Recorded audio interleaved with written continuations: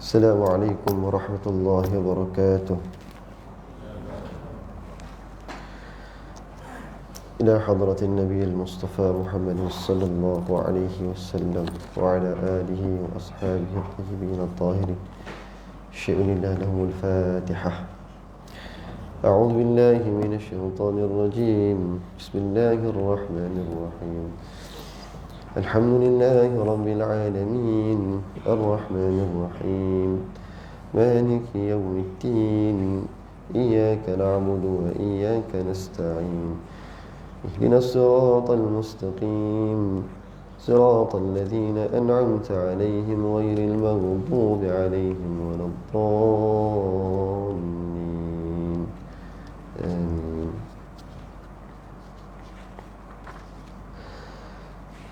إن الحمد لله نحمده ونستعينه ونستهديه ونستغفره ونعوذ بالله من شرور أنفسنا ومن سيئات أعمالنا.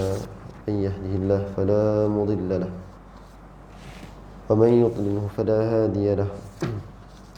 أشهد أن لا إله إلا الله وحده لا شريك له وأشهد أن سيدنا محمدا عبده ورسوله. اللهم صل وسلم وبارك على سيدنا محمد وعلى آله وأصحابه ومن تبعهم بإحسان إلى يوم الدين. بلغ الرسالة وأدى الأمانة ونصح الأمة وكشف الغمة وجاهد في الله حق جهاده حتى أتانا اليقين. أعوذ بالله من الشيطان الرجيم. يا أيها الذين آمنوا اتقوا الله حق تقاته ولا تموتن إلا وأنتم مسلمون. صدق الله العظيم. Alhamdulillah. Syukur banyak-banyak kita kepada Allah Subhanahu wa taala kerana dengan limpahan kurniaan rahman dan rahim Allah, kasih dan sayang Allah, Allah masih lagi panjangkan usia kita sampai ke hari ini. Dengan taufik, kekuatan, inayah yang Allah bagi kepada kita, kita boleh mai pagi ini berjemaah. Dan Allah kurniakan kesihatan yang baik, sama-sama dapat kita duduk sebentar dalam majlis ilmu. Mudah-mudahan Allah kurniakan, Allah berikan pahala kepada kita. Dan dengan sebab itu Allah masukkan kita ke dalam syurga Allah Subhanahu wa taala, insya-Allah. Muslimin muslimat, ibu-ibu ayah, alhamdulillah. Syukur juga atas nikmat iman, nikmat Islam yang Allah kurniakan kepada kita. Dan kita minta kepada Allah Subhanahu wa taala supaya Allah kekalkan kita dalam keadaan istiqamah, dan kita mati juga dalam keadaan Islam dan beriman kepada Allah Subhanahu wa taala. Selawat dan salam ke atas junjungan besar Nabi Muhammad sallallahu alaihi wasallam. Mudah-mudahan kita mendapat syafaat baginda Nabi sallallahu alaihi wasallam. Muslimin muslimat, ibu-ibu ayah, insya-Allah kita terus sambung pengajian kita. Kita masuk kepada bahagian kedua, menceritakan tentang permulaan wahyu sehingga hijrah ke Habasyah. Kita dah habis cerita pada bahagian yang pertama yang menceritakan kisah Nabi sallallahu alaihi wasallam, keadaan baginda sallallahu alaihi wasallam sebelum baginda diangkat menjadi rasul, apa yang berlaku dan tanda-tanda yang ada, yang dimaksudkan tanda-tanda kenabian, maksudnya ciri-ciri Rasulullah dah ada pada Nabi sallallahu alaihi wasallam sebelum diangkat menjadi rasul. Dan pada hari ini, pagi ini masuk bahagian 2, permulaan wahyu sehingga hijrah ke Habasyah. Permulaan Nabi menerima wahyu. Kata pengarang kita,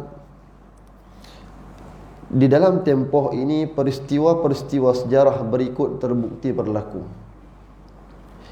Yang pertama, wahyu diturunkan kepada Rasul sallallahu alaihi wasallam apabila Nabi sallallahu alaihi wasallam berusia genap 40 tahun. Jibril turun membawa wahyu kepada baginda. Ia berlaku pada hari Isnin 17 Ramadan. Imam Al-Bukhari rahimahullah meriwayatkan kepada kita tentang cara penurunan wahyu dalam kitab sahihnya dengan sanad yang bersambung kepada Aisyah radhiyallahu anha. Kata beliau, perkara pertama yang mula-mula berlaku kepada Rasulullah sallallahu alaihi wasallam ialah mimpi baik semasa tidur. Baginda hanya bermimpi melihat ia datang seperti cahaya subuh. Kemudian ditimbulkan kepada baginda rasa cinta untuk berkhulwah, bersendirian. Baginda berkhulwah di Gua Hira. Baginda beribadah di dalamnya untuk beberapa malam sebelum pulang menemui keluarganya bagi mengambil bekalan untuk khulwah seterusnya. Kemudian baginda kembali menemui Khadijah, mengambil bekalan yang seumpamanya, sehinggalah wahyu kebenaran diturunkan kepada baginda ketika berada di Gua Hira. Malaikat Jibril datang menemui baginda seraya berkata, bacalah. Baginda berkata, aku tidak tahu membaca. Baginda menceritakan, maka dia memegang dan menutupi aku sehingga aku merasa kepenatan. Kemudian dia melepaskan aku, dia berkata lagi, bacalah. Maka aku berkata, aku tidak mampu, aku tidak tahu membaca. Maka dia memegang dan menutupi aku untuk kali kedua sehingga aku merasa penat.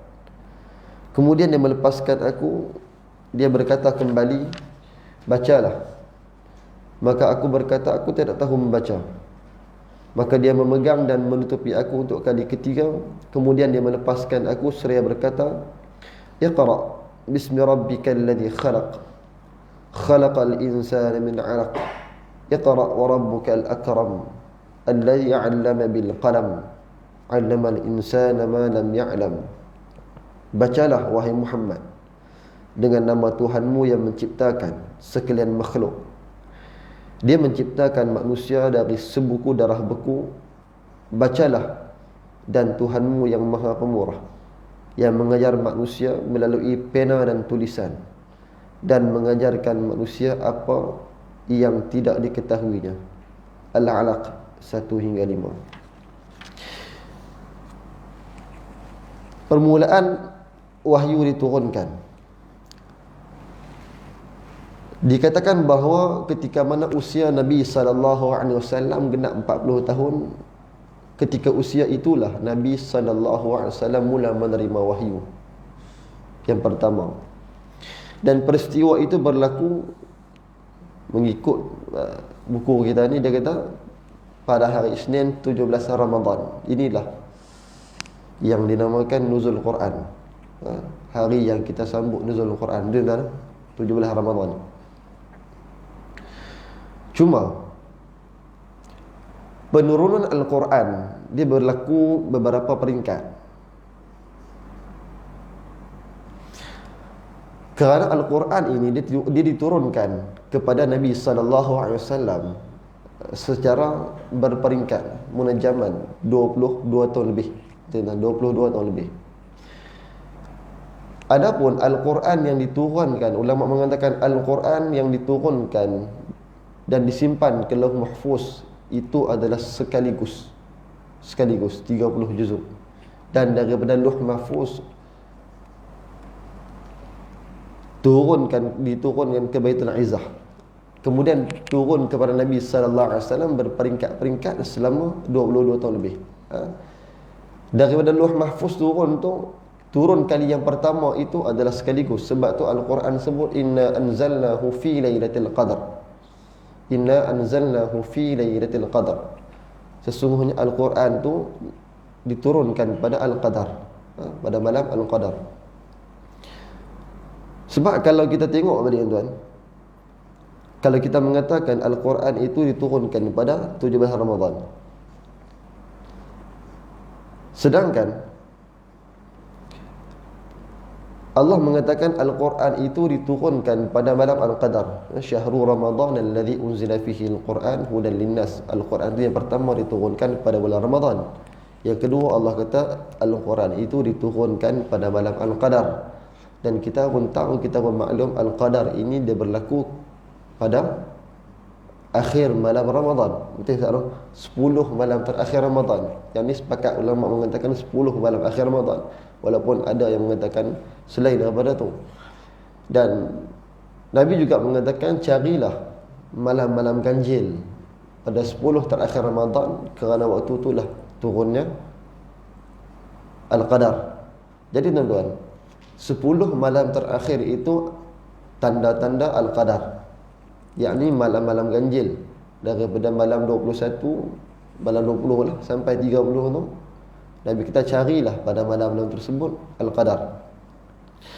Jadi bila mana Allah mengatakan Al-Qadar itu diturunkan Al-Quran, dan Nabi pula mengatakan Al-Qadar itu pada malam-malam ganjil yang terakhir, maksudnya Al-Quran itu diturunkan pada 20 malam terakhir kan.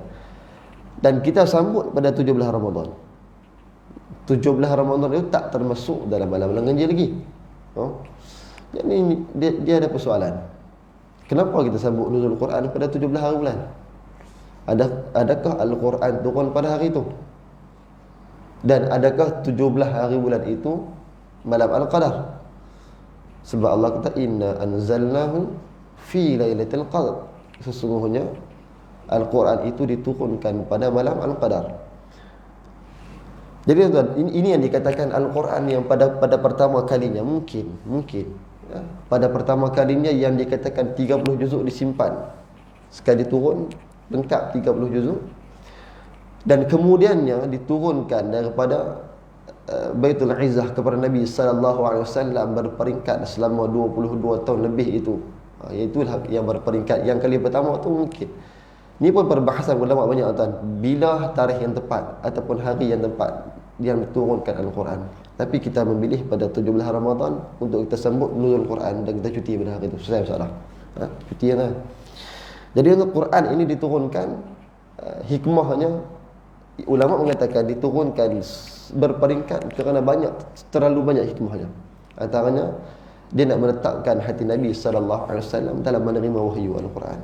Sebab Nabi sallallahu alaihi wasallam, Allah ajar kepada Nabi bila mana menerima ilmu wahyu, yang pertamanya Nabi sendiri sallallahu alaihi wasallam dia akan baca, dia akan amalkan benda tu, barulah dia ajak kepada orang. Sebab tu penurunan wahyu ini juga ajarkan kepada kita, bila mana kita menerima satu ilmu sampai kepada kita, kita dapat, kita amalkan, dan barulah kita sampaikan kepada orang. Ini cara-cara penurunan wahyu. Kemudian dikatakan Al-Imam Bukhari rahimahullah meriwayatkan kepada kita tentang cara penurunan wahyu dalam kitab sahihnya dengan sanad yang bersambung kepada Aisyah radhiyallahu anha. Di awal kitab Sahih Bukhari tuan, kitab wahyu, bab dalam bab yang awal-awal dikatakan kitab Bada'ul Wahyu, kitab permulaan wahyu ni, memang diceritakan tentang turunnya wahyu dan macam mana Nabi sallallahu alaihi wasallam menerima wahyu tersebut. Sebab tu hebatnya Al-Imam Bukhari pada awal-awal sekali, kalau terbuka Sahih Bukhari, dia akan letakkan hadis yang berkaitan dengan niat. Tajuk dia kitab permulaan wahyu, tapi hadis yang pertama adalah hadis tentang innamal a'malu binniyat wa innamal likulli imri'in ma nawa. Faman kanat hijratuhu ila dunya yusifuha aw imra'atin yankihuha fa hijratuhu ila ma hajara ilaih. Hadis yang pertama. Kemudian bangunlah dari hadis yang kedua yang menceritakan tentang penurunan wahyu. Inilah kitab Sahih Bukhari, cara mereka susun, cara Nabi, cara Al-Imam Bukhari susun hadis. Hadis daripada Aisyah Ummul Mukminin radhiyallahu anha anna Al-Harith bin Hisham radhiyallahu anhu sa'ala Rasulullah sallallahu alaihi wasallam faqala ya Rasulullah kaifa ya'tika al-wahyu faqala Rasulullah sallallahu alaihi wasallam ahyanan ya'tini mithla salsalatil jaras wa huwa ashadduhu alayya fayafsimu anni wa qad wa'aytu anhu ma qala wa ahyanan yatamathalu li al-malaku rajulan فيكلمني فأعي ما يقول قالت عائشة رضي الله عنها ولقد رأيته ينزل عليه الوحي في اليوم الشديد البرد fayafsimu anhu wa inna jabinahu la yatafassad wa inna jabinahu la yatafassadu araqan atau kama qala Nabi sallallahu alaihi wasallam. Sayyidatuna Aisyah radhiyallahu anha cerita, dia kata kadang-kadang wahyu ni turun dalam keadaan bunyi yang sangat kuat, sadatil jaras, bunyi loceng. Ni cara Nabi terima. Sebab tu dalam wahyu ketika dia ceritakan bila mana Nabi terima, Nabi dapat dalam keadaan takut.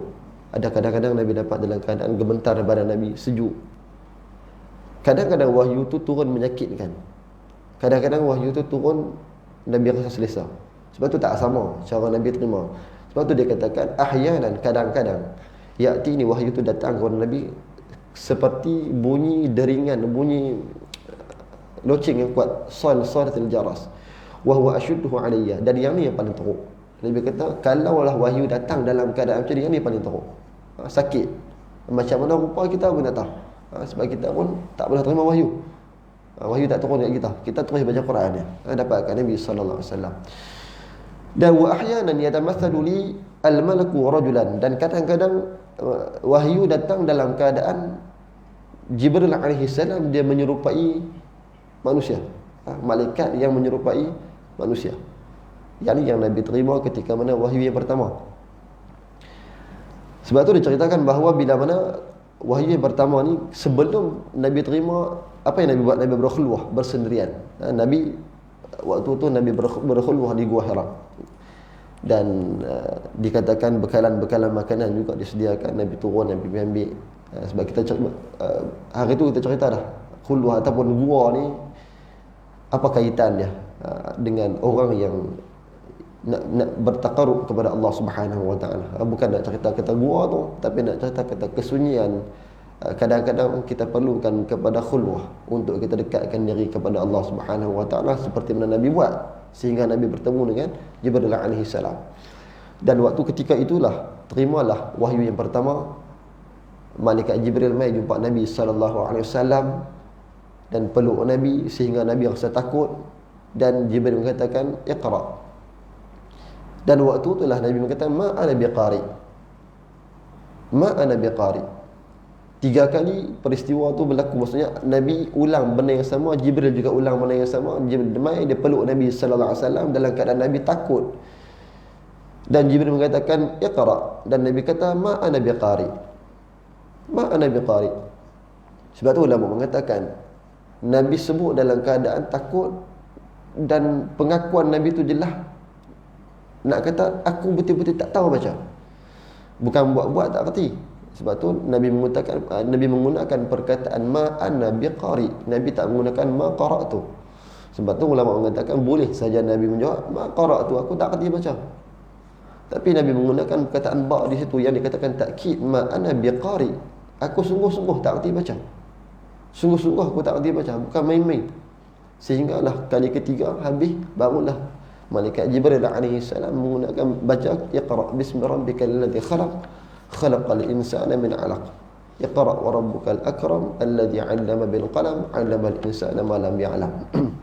Nabi terima benda tu dalam keadaan takut, dan Nabi balik terus jumpa isteri baginda Nabi dalam keadaan menggeletak badan, dan beritahukan Khadijah binti Khuwailid bahawa selimutkan aku. Lalu Nabi diselimutkan. Ini cerita yang masyhur dan semua kita dapat, semua kita belajar. Yang itulah cara Nabi terima wahyu di Gua Hira. Tuan-tuan, bila mana Nabi menerima wahyu yang pertama, sebab tu dikatakan perjalanan wahyu yang pertama ini tidak ada siapa-siapa pun tahu nak berlaku, dan Nabi sendiri pun tak tahu apa dia ni mai ni. Tuan-tuan, wahyu yang pertama datang kepada Nabi sallallahu alaihi wasallam, Nabi pun tak tahu kata itu wahyu. Macam kita lah kan, kita hari ni duduk saja, orang mai kepada kita ni, mai peluk kita kat belakang, mai suruh kita baca apa mantra ke apa, kita pun tak tahu, dan kita akan takut. Orang yang tak pernah kita tengok tiba-tiba mai dekat dengan kita, tiba-tiba bagi satu benda kepada kita dan paksa kita suruh baca. Paksa. Macam tu juga keadaan Nabi sallallahu alaihi wasallam. Nabi pun tak tahu pada mulanya ni siapa dia ni. Yang mai jumpa ni siapa dia, apa yang dia bagi kepada Nabi pun Nabi tak tahu. Sebab tu Nabi balik dalam keadaan Nabi ketak badan. Nabi cerita dekat isteri Nabi sallallahu alaihi wasallam. Ini yang berlaku kepada Nabi sallallahu alaihi wasallam. Sebab tu setelah itu Rasulullah sallallahu alaihi wasallam pulang dalam keadaan gemetar. Baginda mendapatkan Khadijah binti Khuwailid radhiyallahu anha seraya berkata, selimutkan aku. Ini kan zammiluni. Selimutkan aku. Khadijah segera menyelimutkan baginda Nabi sallallahu alaihi wasallam sehingga hilang rasa takut. Baginda menceritakan apa yang berlaku dan berkata, aku bimbangkan diriku. Yang ni. Bila mana Nabi sallallahu alaihi wasallam cerita dekat Sayyidatina Khadijah, dia kata, wahai Khadijah, dia kata, aku takut. Dia kata, aku takut. Apa yang berlaku ni, aku takut, aku rasa gemetar. Sebab dia tak tahu apa dia ni. Dia tak tahu benda apa yang dapat. Sebab tu isteri yang baik. Khadijah binti Khuwailid, dia kata apa? Kemudian lantas Khadijah berkata, tak mungkin.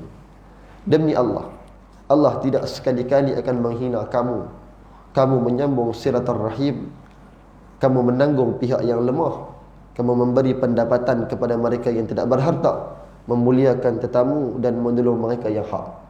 Bila mana jadi benda tu, Nabi kata, wahai Khadijah, aku takut ni. Takut apa? Takut benda ni adalah benda yang jadi musibah kepada aku. Dan antaranya dikatakan Nabi takut kalau betul ini wahyu, Nabi takut nak cerita kepada orang sebab siapa nak dengar benda ni.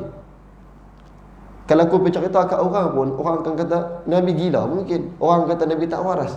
Sebab benda ni tak pernah berlaku kepada orang lain di zaman itu. Dan tiba-tiba dapat kepada Nabi sallallahu alaihi wasallam dan Nabi nak cerita kepada orang, siapa nak dengar cerita ni? Siapa nak dengar? Tapi isteri yang baik tuan-tuan, isteri yang baik Sayyidatina Khadijah binti Khuwailid, bila dengar macam ni, dia support. Dia kata, wahai Rasulullah, kamu jangan risau. Dia kata, wahai Muhammad, kamu jangan risau. Tak mustahil benda ni akan menjatuhkan kamu. Tak mungkin benda ni dia akan menjadi hina. Tak mungkin benda ni nak menghinakan kamu. Sebab kamu ni orang yang baik.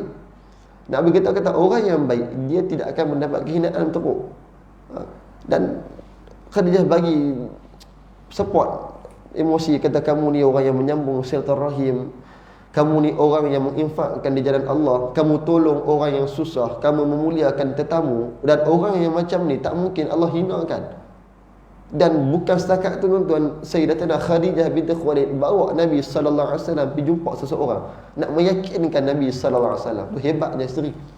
Kita hari ni tuan-tuan, kalau kita balik dalam keadaan macam tu, bagi tahu kat bini-bini kita apa? Pada muka. Hang tu lah terbiang sangat nak pergi, aku habaq lah jangan duk pergi, nak pergi juga. Kena beletiak kan. Dah lah kita takut dah kena beletiak pula lah. Yang ni zaman lah macam tu lah. Zaman lah. Tapi Khadijah binti Khuwailid bila kenal macam tu, dia tak marah Nabi sallallahu alaihi wasallam. Dia bagi support kat Nabi, kata, apa yang kamu buat ni, insya-Allah Allah akan tolong kamu. Allah muliakan kamu sebab kamu telah memuliakan tetamu, kamu orang yang hebat. Dan lepas peristiwa tu, Khadijah binti Khuwailid bersama Rasulullah sallallahu alaihi wasallam berangkat menemui Waraqah bin Naufal. Ni Waraqah bin Naufal bin Asad bin Abdul Uzza. Inilah antara orang yang memberi yakin kepada Nabi sallallahu alaihi wasallam. Dia seorang orang tua, orang yang telah berumur waktu tu. Waraqah merupakan sepupu Khadijah. Beliau seorang lelaki yang menganut agama Nasrani semasa jahiliyah. Beliau juga boleh menulis dalam bahasa Ibrani. Beliau telah menulis Injil dengan bahasa Ibrani setakat yang dikehendaki Allah Subhanahu wa taala. Ketika pertemuan ini dia telah tua dan buta. Nak bagi tahu kata Waraqah bin Naufal ni antara orang yang mula-mula yang Khadijah bawa Nabi jumpa. Zaman itu zaman kegelapan. Zaman kegelapan ketika mana usia Nabi 40 tahun, wahyu yang pertama Nabi terima, waktu tu semua musyrik. Kaum disebut tu disebut musyrikin Mekah. Mereka tak beriman kepada agama Nabi lagi sebab baru Nabi baru terima. Dan musyrikin Mekah, kita tahu, kita pun belajar, kita pun tahu macam mana keadaan musyrikin Mekah. Orang musyrik ni duduk dalam keadaan macam mana? Teruk, dalam keadaan kegelapan, jahat. Antara orang yang mengikut agama wahyu Nabi Musa adalah Waraqah bin Naufal. Waraqah bin Naufal. Dalam ramai-ramai manusia yang ikut agama ataupun musyrikin Mekah waktu tu, yang duduk dalam keadaan kegelapan, teruk. Tapi Waraqah bin Naufal ni, dialah antara orang yang dia mengikut agama Nabi Musa alaihi salam. Sebab tu dia katakan dia orang Nasrani. Waktu zaman jahiliyah ni dia agama dia Nasrani. Dan dia ni antara orang yang pandai tulis, dia pandai cakap bahasa Ibrani dan dia juga pandai menulis Injil. Dia pandai menulis Injil dengan bahasa Ibrani. Dan waktu dia jumpa tu, Waktu Rasulullah sallallahu alaihi wasallam jumpa dia dengan Khadijah binti Khuwailid, dia tu dah tua sangat dah, dalam keadaan buta. Dalam keadaan buta. Tapi dia bagus. Dia antara orang yang meyakinkan Nabi sallallahu alaihi wasallam. Ketika pertemuan ini, Khadijah berkata, dia telah buta, dan Khadijah berkata, wahai sepupuku. Dia ni siapa ni? Ada sepupu Khadijah binti Khuwailid. Waraqah bin Nawfal, sepupu Khadijah binti Khuwailid. Dengarlah kisah dari anak sahabatmu. Dia kata, dengarlah cerita anak sahabat kamu. Maka Waraqah berkata kepada baginda, wahai anak sahabatku, apa yang kamu lihat? Dia kata kepada Nabi sallallahu alaihi wasallam, kamu nampak apa? Kamu nampak madza tara? Dia kata, madza tara? Apa yang kamu lihat? Dan Nabi pun cerita. Dan tas Rasulullah sallallahu alaihi wasallam menceritakan apa yang dilihatnya. Dia pun ceritalah apa yang berlaku sekian-sekian ketika menanduk di Gua Hira. Datang seorang lelaki dan peluk dia dari belakang dan baca kepada dia, dan suruh dia baca Iqra, dan dia menjawab, Nabi qari, aku tak kerti baca, sehingga 3 kali. Kemudian dia balik dalam keadaan dia cerita habis. Dia cerita. Kemudian Warqah berkata, ia adalah namus. Ia adalah namus pembawa wahyu, iaitu Jibril. Bila mana Waraqah bin Nawfal dengar cerita tu, dia kata, jangan takutlah. Itu adalah namus. Di bahasa dia, namus ni adalah bukannya menatang. Tuan-tuan jangan google lah namus ke apa, tak ada. Tak pergi cari terjemahan namus tu, cari kat lain. Nak beritahu bahasa dia tu, dia katakan itulah Jibril alaihi salam. Dia berkata, janganlah kamu takut wahai Muhammad, kerana yang jumpa kamu itu adalah Jibril alaihi salam. Jibril alaihi salam yang pernah turun kepada Nabi Musa alaihi salam. Mak kata, betul lah. Bila mana Khadijah bawa jumpa Waraqah bin Nawfal, dialah orang yang the true person, the true people, yang betul, yang perlu dijumpa. Nak kata, sebab tu bila kita ada masalah, bila kita manusia ni memang ada masalah. Pentingnya bila ada masalah, kita berjumpa dengan orang yang betul, dan solution kita dapat pun betul, dan kita pun jadi orang yang tenang lepas tu. Tapi kalau kita ada masalah, kita berjumpa orang yang salah, dan kita akan berterusan duduk dalam keadaan masalah. Tak kisahlah masalah besar ke kecil ke. Sebab tu pentingnya jumpa orang yang betul. Sama lah kalau kita sakit pun, kita sakit, contohlah sakit, dia kencing manis, contoh lah, orang tu kencing manis, bila kencing manis darah macam-macam tak cukup lah, kurang lah, dia pun lupa nak pergi makan ubat ke apa, dia pun meracau. Orang kencing manis boleh meracau tu, boleh meracau. Bila dia meracau, dia kata kena rasuk. Contohlah, kena rasuk. Tu pergi jumpa bomo. Bomo puas lah. Ambil ni semua timba ayak buat, tak elok. Tak lega sampai aku sudah. Sebab apa? Sebab dia sakit kencing manis sampai darah kosong dalam badannya, contohlah. Dia boleh jadi meracau, tapi dia jumpa orang yang salah, akhirnya penyakit dia tak selesai. Lah kena pergi juga hospital, tapi tubuh hayat semua selesai. Nak ambil kita kata, kalau lah kita jumpa orang yang salah, itu dalam perubatan. Tapi kalau dalam agama ni, tuan lagi teruk. Dalam agama kita ada masalah, kita pergi jumpa orang yang salah, kita akan duduk dalam keadaan sesat. Pergi jumpa adik pada Ayah Pin ke, pergi jumpa sepupu Ayah Pin, cerita tentang masalah ni. Dunia lah macam-macam tuan. Macam-macam ajaran baik. Jadi nak beritahu, Khadijah binti Khuwailid adalah orang yang dipercayai, dan dia bawa Nabi jumpa juga dengan orang yang dipercayai, dan akhirnya Nabi rasa seronok, Nabi tenang. Oh, itulah Jibril alaihi salam. Itulah Jibril alaihi salam, orang ataupun malaikat yang memberi wahyu kepada Nabi sallallahu alaihi wasallam. Kemudian alangkah baiknya, ni dia kata, siapa dia? Waraqah bin Nawfal sebut. Bila mana dia kata, oh itu adalah namus, malaikat Jibril yang pernah turun kepada Nabi Musa alaihi salam. Kemudian dia kata, alangkah baiknya kalau aku masih muda dan remaja dan kuat. Dia kata, kalaulah aku rasa kuat, kalaulah aku muda dan aku masih kuat, dia kata, aku akan hidup. Dia kata, aku akan tolong kamu lah. Dia kata, bahasa dia kata apa? Semoga aku masih hidup ketika kaum kamu mengusirmu keluar. Makna kata, Waraqah bin Nawfal ni dia tahu. Dia kata apa? Kalau betul yang menjumpa kamu tu adalah malaikat Jibril alaihi salam, dan kamu ini bakal diusir, dia kata. Kamu bakal diusir. Sebab tu dia kata, kalaulah aku kuat lagi, aku muda, aku akan mempertahankan kamu, dia kata. Aku akan defend kamu. Tapi aku tak boleh buat apa, aku tua dah. Dia kata, dia begini, dia kata, semoga aku masih hidup, dia doa, dia kata, semoga aku masih hidup ketika kaum kamu akan mengusirmu. Dia sebut dah, dia kata, doalah agar aku masih hidup. Nanti ni ketika kaum mengusir kamu. Maksud dia apa? Betul dah, nanti ni orang akan usir kamu. Bila mana kamu mengaku kata kamu Nabi, bila mana kamu mengaku kata kamu menerima wahyu, orang akan perangi kamu, wahai Muhammad. Dan doalah waktu tu aku masih hidup, semoga aku dapat defend kamu. Kemudian Rasulullah bertanya, adakah mereka akan mengusir aku keluar? Dia berkata, ya. Dia kata, ya. Tiada seorang lelaki yang datang membawa seperti apa yang kamu bawa, pasti kamu akan dimusuhi. Tahu dah, kalaulah orang yang bawa kebenaran, orang ni pasti musuhi. Orang nak bawa benda betul ni, dia bukan senang-senang tuan. Dia kena attack dulu. Dia kena musuh dulu. Sebab tu Waraqah bin Nawfal kata, kamu akan dimusuhi. Tidak ada Nabi yang bawa berita kebenaran macam mana kamu dapat ni, semua orang akan dimusuhi.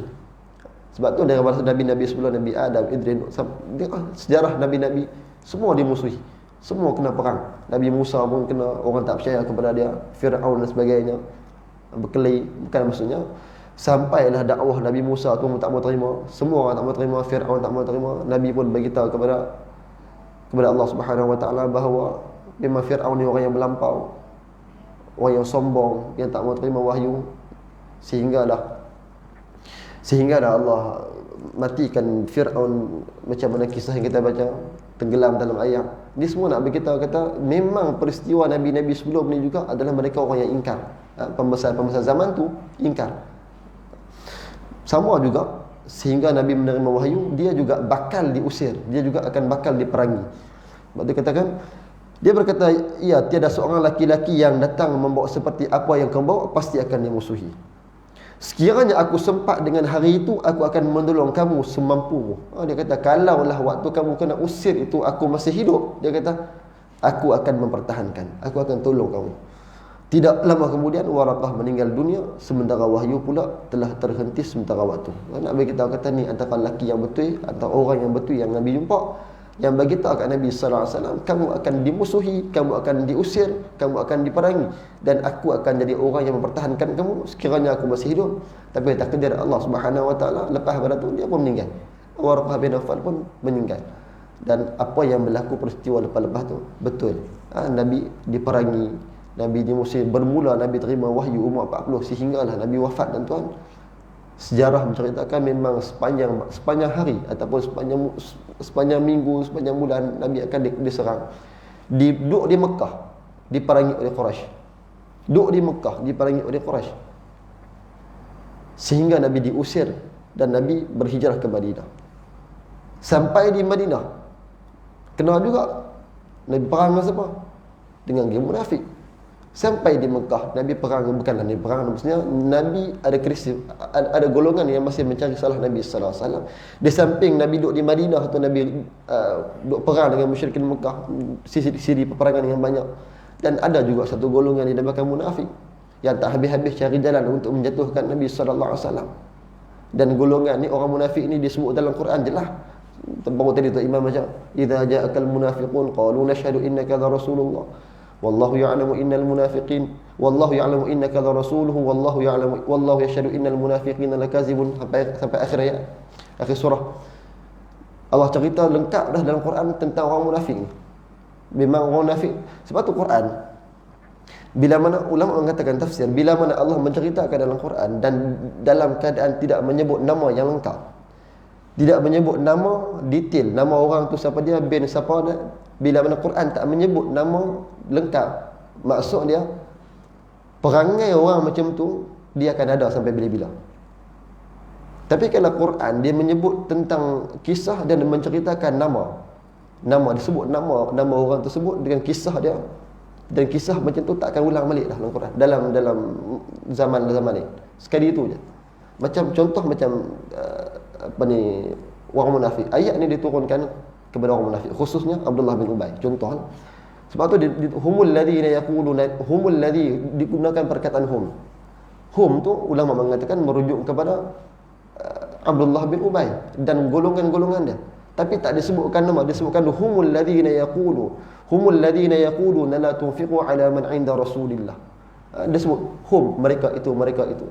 Dan disebutkan ciri-ciri orang munafik ni macam mana. Quran sebut wa idza ra'aitahum tu'jibuka ajsamuhum wa in yaqulu tasma' liqawlihim ka'annahum khushubun musannadah yahsabuna kulla sayhatin 'alaihim humul 'adu fahdharuhum qatalahum Allah wa anna yufakun. Orang munafik ni kalau kamu tengok dia takjub dengan dia. Tu'jibuka ajsamuhum, hebat. Sebab tu orang munafik ni dia bukan lekeh. Nak jadi orang munafik ni dia bukan lekeh, dia kena jadi orang yang hebat. Dia smart, dia hebat. Sebab bila orang tengok dia takjub, oh hebat. Sebab tu orang munafik zaman Nabi ni bukan lekeh-lekeh, orang hebat. Sebab wa yaqulu tasma' li qawlihim ka'annahum khushubun musannad. Bila dia cakap tu dia akan mempengaruhi. Bila dia cakap tu dia akan mempengaruhi orang. Dan perangai orang munafik ni bila mana diceritakan dalam Quran, perangai sekian-sekian Allah cerita, dia akan ada perangai ni sampai bila-bila. Dia akan ada. Sebab tu Quran bila tak sebut nama secara khusus, ulama mengatakan ciri-ciri itu akan berlaku. Berbeza dengan kalau Quran menceritakan kisah yang kisah itu disebut nama ataupun disebut nama tersebut, nama pelaku itu dalam Quran, tak akan diulang kisah macam tu. Contoh kisah apa tu? Contoh kisah Nabi Maryam, kisah Maryam, mak kepada Nabi Isa. Apa yang berlaku? Nabi Isa dilahirkan dalam keadaan tidak mempunyai ayah. Betul? Semua orang tahu cerita ni. Cerita bahawa Maryam melahirkan anak dalam keadaan sekian-sekian, dalam keadaan macam tu. Dalam Quran sebut nama Maryam, wa Maryam banata Imran. Wa Maryam banata Imran allati ahsanat farjaha fanafaqna fihi min ruhina wa saddaqat bi kalimati rabbiha wa kutubihi wa kanat sadiqin. Bila Quran menyebut nama bersama dengan bin lagi, wa Maryam banata Imran, Maryam anak kepada Imran. Ulama mengatakan bila mana disebut nama penuh itu, kisah macam tu tak akan berlaku dah. Dan memang tak ada. Zaman lah memang tak ada dah kisah macam mana yang berlaku kepada Maryam. Maryam melahirkan anak dalam keadaan tak pernah bersetubuh dengan siapa-siapa, tak pernah disentuh oleh siapa-siapa. Akhirnya melahirkan anak, dan anak itu Nabi Isa AS, orang yang suci. Quran macam tu sifat dia. Hebat. Nabi kita kata Nabi juga berperan dengan orang munafik. Sebab tuan surah munafik ini, surah Al-Munafiqun ni bagi. Tuan tengok, tuan baca lah surah munafik ni. Ulama bahas daripada ayat pertama, dia tak banyak tuan, dia ada dalam 11 ayatnya. 11 ayat. Permulaan surah Munafiqun dia cerita tentang ciri-ciri orang munafik, siapa dia orang munafik, ciri-ciri dia macam mana, dan siapa dia gaya dia macam mana, cerita pasal munafik. Tiba-tiba di akhir ayat tu Allah tutup ayat tu, kan? Allah tutup ayat surah Munafiqun tu dengan satu benda yang ulama kata hebat. Bermula dengan ciri-ciri munafik, Allah cerita orang munafik sekian-sekian, perangai orang munafik macam ni, tanda-tanda orang munafik macam ni, apa yang orang munafik buat kat Nabi sallallahu alaihi wasallam, cerita Al-Quran ni pada awal-awal. Tiba-tiba Allah tutup ayat surah Munafik tu, Al-Munafiqun tu, dengan satu ayat yang menceritakan tentang infak, sedekah. Wa anfiqu mimma razaqnakum min qabli an ya'tiya ahadakumul maut fayaqul rabbi laula akhartani ila ajalin qarib fa asaddaqa wa akum minas salihin. Allah kata orang munafik ni bila mana dia mati esok ni dia akan minta tangguh. Dia minta tangguh.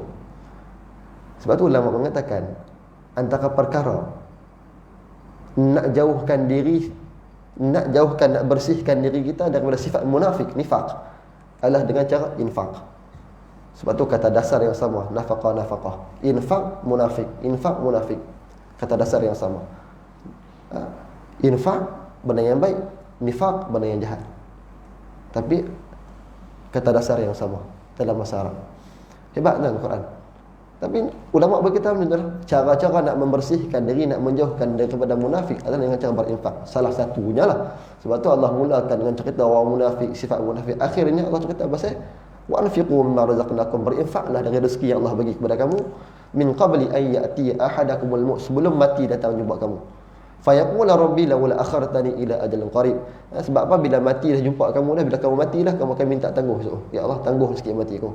Sebab apa? Fa asaddaqa wa akum minas salihin. Sebab aku nak bersedekah.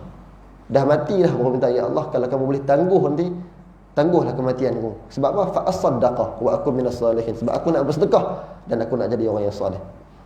Wala yu'akhirallahu nafsan idza jaa ajaluha wallahu khabirum bima ta'malun. Dan ajal ni Allah tak akan lambatkan dan Allah tak akan cepatkan. Nak beritahu kata itulah sifat orang munafik dan kita kena jauh pada perangai itu. Nak beritahu kata dalam kisah Nabi sallallahu alaihi wasallam, Waraqah bin Naufal beritahu benda yang sama. Waraqah kata kamu tak akan sunyi daripada kena attack. Bila mana kamu dapat wahyu ni, kamu akan diusir dan kamu akan kena perang. Kamu akan kena. Sebab tu dia katakan bila mana jadi macam tu, dia bersumpah dengan diri dia berdoa, dia kata kalaulah aku masih hidup, nescaya aku akan mempertahankan kamu. Dalam riwayat Ibnu Hisham daripada Ibnu Ishaq disebut Jibril datang menemui Rasulullah sallallahu alaihi wasallam ketika baginda sedang tidur di Gua Hira. Dia datang dengan membawa sejenis bekas daripada sutera yang diletakkan kitab di dalamnya. Jibril berkata, bacalah wahai Muhammad dengan nama Tuhanmu yang menciptakan sekalian makhluk. Dia menciptakan manusia dari sebuku darah beku, bacalah. Dan Tuhanmu yang maha pemurah yang mengajar manusia melalui pena dan tulisan. Dia mengajarkan manusia apa yang tidak diketahuinya. Suratul Alaq. Baginda berkata, maka aku membacanya. Kemudian setelah selesai dia beredar, lalu aku terjaga daripada tidur, seolah-olah tertulis dalam hatiku satu tulisan. Baginda berkata, maka aku keluar daripada gua itu sehingga aku berada di tengah-tengah bukit. Aku dengar satu suara daripada langit berkata, wahai Muhammad, kamu adalah utusan Allah. Aku adalah Jibril. Baginda berkata, lantas aku mendongak kepalaku ke langit untuk melihat. Tiba-tiba muncul Jibril dan dalam bentuk seorang lelaki yang menyandarkan kedua-dua kakinya di ufuk langit. Dia berkata, wahai Muhammad, kamu adalah utusan Allah dan aku adalah Jibril. Baginda berkata, aku tercegat melihatnya, tidak marah maupun berundur. Aku memalingkan mukaku daripadanya di ufuk langit. Namun apabila aku memandang ke arah langit yang lain, aku tetap melihat wajahnya. Aku terus tercegat berdiri, tidak ke depan maupun ke belakang, sehingga Khadijah mengutuskan utusan-utusannya mencariku hingga akhir riwayat. Tuan-tuan, nak beritahu kata besar. Yang pertama nak beritahu kata inilah kisah macam mana Nabi bertemu dengan Jibril AS. Dan Jibril katakan, aku adalah Jibril. Aku adalah Jibril dan kamu adalah Nabi, utusan Allah. Nak beritahu kata, tuan-tuan tengok dia kata dia, Nabi kata aku memalingkan mukaku daripadanya. Tak tengok besarnya Jibril AS ni. Nabi tengok malaikat Jibril sampai takut. Nabi paling muka dia, tunduk. Dan Nabi pandang arah langit yang lain, juga melihat muka Jibril. Betapa besarnya malaikat Jibril AS. Besarnya malaikat Jibril AS, beratus sayap dia ada.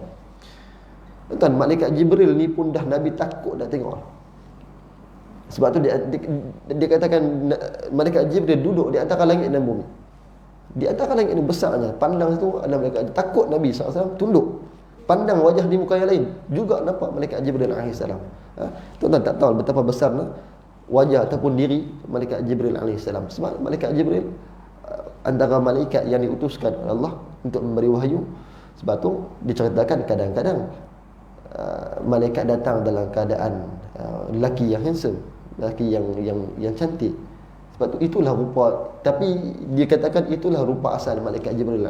Malaikat Jibril ketika mana dia bertemu dengan Nabi sallallahu alaihi wasallam, dan itulah antara hari-hari pertama yang mendebarkan bagi Nabi sallallahu alaihi wasallam untuk Nabi percaya bahawa itulah wahyu yang pertama, dan waktu itulah Nabi diutuskan sebagai rasul, orang yang akan membawa Al-Quran ataupun wahyu-wahyu Allah Subhanahu Wa Taala. Dan akhirnya lepas pada tu Quran pun diturunkan sikit demi sikit. Inilah cerita wahyu pertama, macam mana Nabi menerima dalam keadaan sangat takut. Dan lepas daripada tu Quran turun berperingkat selama 22 tahun lebih. Ada ulama mengenapkan 23 tahun. Sampailah Quran tu genap 30 juzuk. Kemudian Nabi pun wafat. Nabi wafat, dan Quran hari ini diturunkan kepada kita. Sebab tu ulama mengatakan, tuan, bila kita baca kisah penurunan wahyu, tuan, wahyu ni benda yang mengembirakan manusia. Sebab apa, tuan? Sebab itulah wahyu diturunkan sikit-sikit. Bila mana Nabi ada persoalan, bila mana orang musyrikin Mekah tanya kepada Nabi, bila mana Nabi rusing Quran, wahyu akan turun, dia akan bagi seronok hati Nabi sallallahu alaihi wasallam. Sebab tu ulama mengatakan, bila kita baca kisah ni, macam mana cerita Nabi terima wahyu, tuan, kenanglah susahnya baginda Nabi sallallahu alaihi wasallam nak dapat wahyu Quran tu. Semata-mata nak sampaikan kepada kita hari ni, nak bagi syurga kepada kita, nak bagi hidayah kepada kita, inilah Quran, benda yang betul. Tapi alangkah Malangnya manusia hari ini bila dapat wahyu tersebut, Quran depan kita, ramai yang tak mahu nak baca. Ramai yang tak mahu nak baca. Amalkan tu jauh sekali. Baca pun tak mahu dah. Baca pun tak mahu dah. Sebab tu tuan-tuan, kita ni bakal Maulid Rasul. Dah masuk bulan Maulid Nabi ni. Kita sebut kita sayang kat Nabi sallallahu alaihi wasallam. Kita sebut benda tu. Sayang kat Nabi, kita pun berqasidah dan sebagainya. Benda tak salah, teruskan. Tapi tuan-tuan, antara benda yang betul-betul kalau kita sayang kat Nabi sallallahu alaihi wasallam, kita buatlah apa yang Nabi suruh. Antaranya wahyu yang Nabi terima tu sikit punya susah kan. Wahyu yang Nabi terima tu sikit punya susah. Menakutkan Nabi, Nabi rasa tak sedap hati sampai macam mana kita baca hari ni lah. Sehinggalah penuh Nabi dapat wahyu 30 juzuk dengan macam-macam masalah. Nabi diusir keluar daripada Makkah pergi ke Madinah. Sampai di Madinah Nabi dikacau oleh geng-geng munafik dan sebagainya. Sehinggalah wafat Nabi sallallahu alaihi wasallam. Hari ni lengkap 30 juzuk mai kat kita. Dengan kesusahan Nabi sallallahu alaihi wasallam, tiba-tiba hari ni kita dapat Quran tu kita tak tepi. Sebab tu betapa biadabnya manusia hari ni tuan. Betapa biadabnya manusia hari ni. Susah-susah Nabi menerima wahyu, turun Al-Quran kat Nabi, Nabi buat mai kepada kita hidayah, tapi kita ambil benda tu dalam keadaan indah tak indah. Kita baca Quran pun tak mau. Kita jadikan Quran itu benda yang second part, benda yang kedua, benda yang ketiga. Kita dahulukan benda yang lain. Yang ni ruginya manusia kan. Ruginya manusia hari ni. Sebab tu kembalilah kepada Quran dan kembalilah kepada sunnah Nabi sallallahu alaihi wasallam, sebab kita tahu Nabi terima benda tu dengan susah. Dan hari ni tuan, kita baca sirah Nabi, bila kita kenal benda tu tuan, kita lah antara orang yang akan pegang sunnah Nabi sallallahu alaihi wasallam, kita akan pegang Quran terus. Kalau hari ni ada orang yang meletakkan Quran itu di tempat yang rendah, dan kita lah orang yang sepatutnya mengagung-agungkan balik. Kita lah orang yang patutnya angkat martabat Quran itu sendiri. Kalau ada hari ni orang yang meletakkan Quran itu tempat yang second class, yang third class, kita lah orang yang sepatutnya angkat balik Quran itu duduk tempat yang sepatutnya. Sebab siapa-siapa yang ada kaitan dengan Quran, dia akan jadi orang yang mulia. Siapa-siapa dan apa-apa yang ada kaitan dengan Quran, dia akan jadi orang yang mulia. Banyak kali kita sebut. Sebab tu ulama mengatakan Quran diturunkan pada bulan Al-Qadar, betul? Dan pada bulan Ramadan. Ulama mengatakan pada asalnya Ramadan itu tidak ada apa kelebihan, sama macam bulan-bulan yang lain. Tapi disebabkan pada Ramadan itu adanya malam Al-Qadar. Disebabkan ada Al-Qadar itu Ramadan jadi mulia. Dan ulama juga mengatakan Al-Qadar itu juga pada asalnya tidak ada apa kemuliaan. Tapi mulianya Al-Qadar itu disebabkan diturunkan Quran pada malam tersebut. Disebabkan Quran, Al-Qadar itu jadi mulia. Dan disebabkan Quran, Ramadan itu jadi mulia. Dan disebabkan Quran juga manusia menjadi mulia. Sebab tu Al-Imam Jazari sebut dalam matan ya, muqaddimah, wa ba'du fal insanu laysa yashrufu illa bima yahfadhu wa ya'rifu lidzaka kana hamilul Quran asyrafal ummati ulil ihsan. Dikatakan manusia pada asalnya tidak ada apa kemuliaan. Fal insanu laysa yashrufu, tak ada apa-apa illa bima yahfazu wa ya'rifu, melainkan apa yang dia pelihara dan apa yang ketahui. Lidzaka kana hamilul Quran, mereka itu orang yang dikata pembawa Quran. Asyrafal ummah, semulia-mulia ummah. Inilah Al-Quran. Jadi tuan-tuan, bila mana Nabi terima wahyu yang pertama, sahlah Nabi ini adalah Rasulullah, utusan Allah Subhanahu wa taala, dan Nabi menerima wahyu dalam keadaan macam-macam, dan hari ini sampai kepada kita Quran tu. Jadi tuan-tuan, mudah-mudahan kita jadi orang yang mengangkat martabat Quran dan kita menjaga sunnah Nabi sallallahu alaihi wasallam. Insya-Allah kita berhenti dekat dulu. Umur panjang, ada rezeki kita sambung lagi insya-Allah. Saya minta ampun, saya minta maaf kot kasar bahasa kurang tak kena. Yang baik daripada Allah Subhanahu wa taala, yang buruk tu lemah dari saya. Aqulu qawli hadha wa astaghfirullahal azim li wa lakum. Assalamualaikum warahmatullahi taala wabarakatuh. A'udzu billahi minasyaitonir rajim. Bismillahirrahmanirrahim. Alhamdulillah rabbil alamin, wassalatu wassalamu ala asyrafil anbiya'i wal mursalin sayyidina Muhammad wa ala alihi wa sahbihi ajma'in. Allahumma ja'al jama'ana hadha jam'an marhumah wa tafarruqana min ba'di tafarruqan ma'sumah. Rabbana atina fid dunya hasanah wa fil akhirati hasanah wa qina adzaban nar.